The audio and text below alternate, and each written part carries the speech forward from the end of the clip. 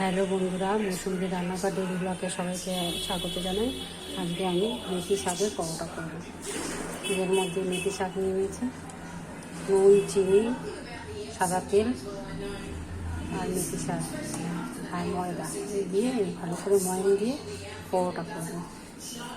আর এখানে ঘুগনির মটর সেদ্ধ করে গেছে, ঘুগনি করবো। ব্লগটা দেখতে থাকুন। এই যে ময়দা মেখে রেডি করে নিয়েছি। এখানে মিক্সিতে টমেটো, আদা, জিরে, হলুদ, লঙ্কা গুঁড়ো, গরম মশলা সব দিয়ে মিক্সিতে বাটবো। এবার ঘুগনিটা তৈরি করবো। কড়াইতে তেল চাপিয়ে দিয়েছি। বন্ধুরা, আমার পরোটা আর ঘুগনি রেডি। আপনারা করে খেয়ে দেখবেন কেমন লাগে, আমাকে জানাবেন। যে ঘুগনি এখানে বন্ধুরা, এখানে পরোটা হচ্ছে।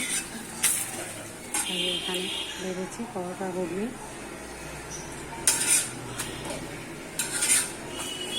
আপনার করে দেখবে কেমন লাগে মেথি শাকের পরোটা। আমাকে লাইক সাবস্ক্রাইব করবেন। আপনার সুস্থ থাকবেন, সাবধানে থাকবেন। আজকে আরও ব্লগ হতে চলেছে আপনার।